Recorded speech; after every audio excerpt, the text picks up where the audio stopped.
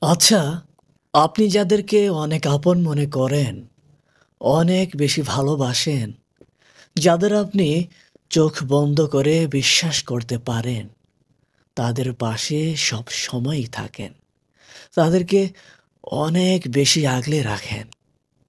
পরবর্তীতে যখন সেই ব্যক্তি আপনাকে এমনভাবে আঘাত করে যে বুক ধড়ফড় করে, শরীর দুর্বল লাগে, মাথা ঘুরিয়ে চোখে অন্ধকার দেখেন।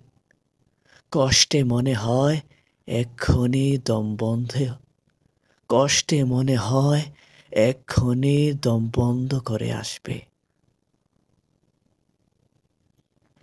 কষ্টে মনে কষ্টে মনে হয় যেন এক্ষুনি দম বন্ধ হয়ে আপনি মারা যাবেন।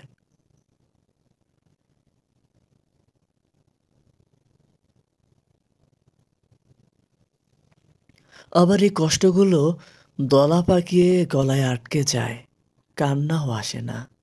তখন এতটাই আশ্চর্য হয়ে যান, ঠিক সেই সময়টাতে নিজেকে কিভাবে আপনি সামলে নেবেন?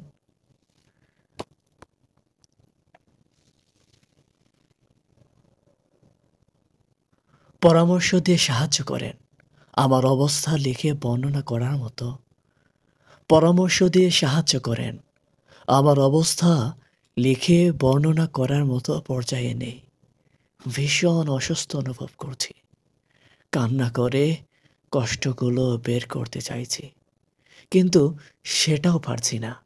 এখন কি করব? এমনিতেই এখন এভাবে সম্পর্কগুলো শেষ হয়ে যায়। এখন কি করব? এগুলো ভাবতেই এমনিভাবেই এখন সকল সম্পর্কগুলো শেষ হয়ে যাচ্ছে।